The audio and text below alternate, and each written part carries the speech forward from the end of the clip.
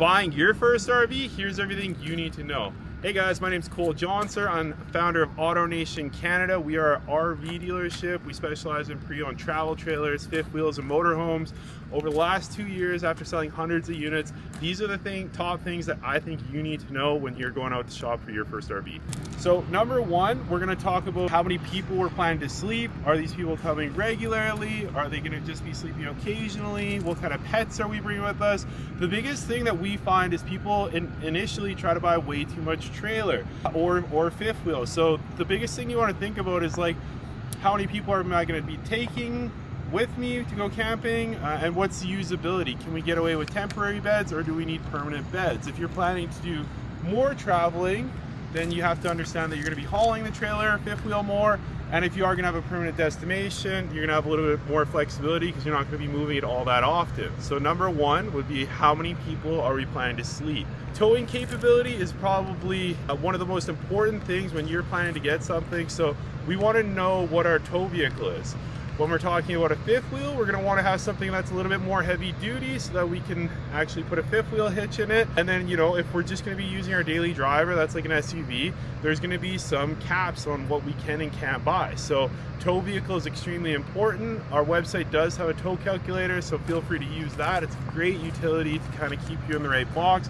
Last thing you want to do is invest hours of your time, even days of your time looking at units, then find out you can't tow them. So number two would be a towing capability with your vehicle. So there's been a long debate on whether to go new or used.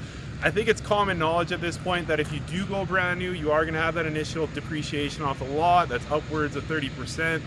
Definitely right now with fuel costs, tariffs, all that jazz, the new manufacturers are starting to give some relief, but going brand new, you are going to be, you know, assuming some of that cost as a consumer going brand new. The nice part about used is you usually get that initial rebate when you pick the unit up, even if the used market is trending upwards, which it has actually trended downwards quite a bit since COVID, and we've kind of found a plateau, I would say, at this point. You are going to have those initial savings going with pre-owned. With that being said, it's all what you're comfortable with. When we go with brand new, you are going to have more flexible term and amortization for financing, so we will be able to keep budget good, but the actual value of the unit does depreciate faster, so the overall cost of the unit is higher when you do go brand new, as a rule of thumb. So new versus used, it's really going to be what fits your family. Personally, if it's me and I'm just getting into the market and into camping, I would want a lower overall cost so that I can try the unit out, see what works for my family. You don't want to be married to your first unit. When you go brand new and you take on that depreciation, you're looking at situations like negative equity.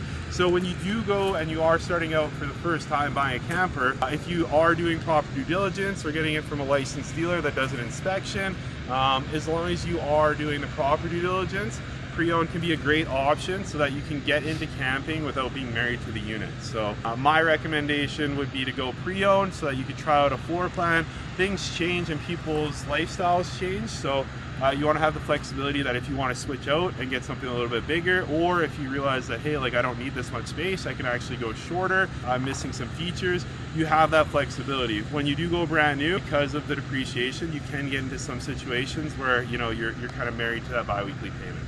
Budget versus floor plan. So when we're looking at budget versus floor plan, I would always lean to floor plan first, then budget. If the trailer is not going to accommodate you or the fifth wheel is not going to accommodate you, then you're essentially buying something strictly or purely based on price. You're not going to enjoy it as much. At the end of the day, we are investing our hard-earned dollars to be able to enjoy the unit and take your family out.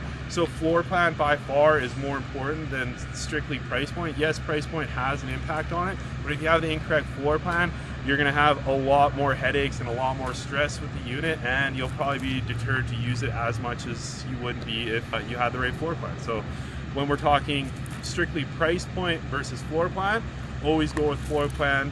I would say that's, you know, one of the first things you should look at is like, what kind of a floor plan I need, and that's why sleeping and occupancy that you're going to be using all the time is an important piece of the puzzle. All right, now one of the other important pieces of the puzzle is, are we paying cash? Are we financing? Are we getting extended warranty? When we're talking about these things, again, if we're a new RVer and we have that flexibility with budget and we are going with something cost effective, sometimes even in these situations, financing makes sense. Again, it's going to be dependent on age of the unit, overall cost and what your budget is. You know, sometimes it's nice to be able to have that flexibility. The nice part about all installment loans on RVs that we have at our dealership is they are on a per diem basis.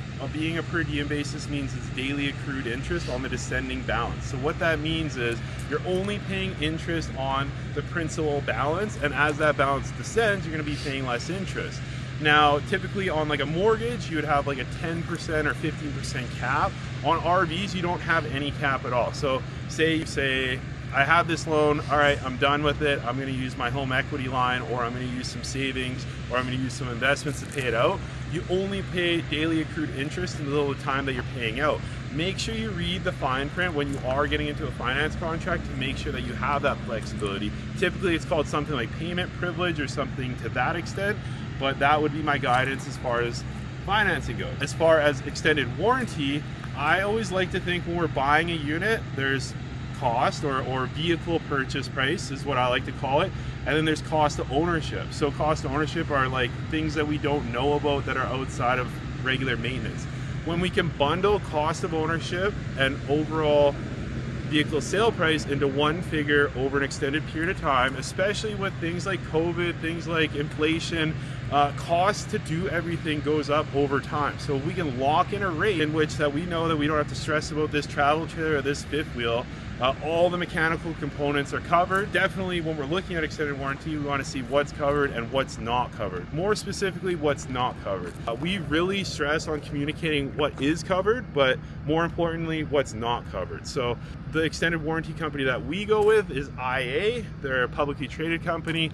We like their service, the rep's awesome, but as long as you clearly communicate or you have the information clearly communicated to you, if you can bundle vehicle sale price and cost of ownership into one number over a extended time horizons, like travel trailers that are pre-owned are usually 5 years and travel trailers that are brand new are usually 7 years.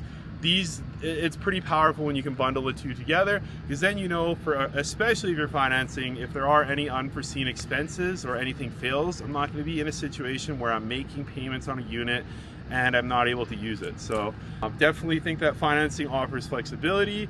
Read the fine print, make sure that you have things like payment privilege, and for extended warranty, understand what is covered and more importantly what's not covered, so that you can do that cost association to see if vehicle sale price and cost of ownership can be bundled. And like I say, no matter what, if you are trying to hedge inflation or you are trying to hedge costs over the next 5 years and just, you know, have the capability to understand what your fixed costs are going to be, especially when we're investing in something like a travel trailer or fifth wheel, I think being able to bundle the two is very powerful. So okay, so now we've bought our travel trailer, we bought our fifth wheel, we bought our exciting new toy. What do we do to get prepared for delivery day? So a couple things that we like to tell our customers, we do a 90-minute orientation so that you actually get a full show through on the unit.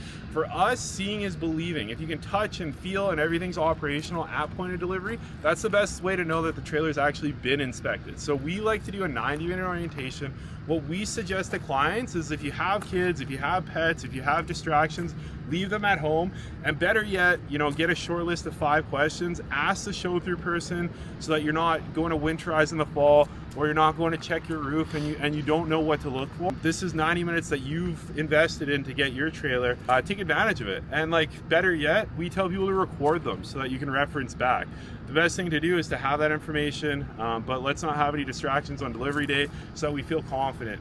When you have confidence and you go out and camp, it's a lot more fun. So yeah, delivery day is a fun day.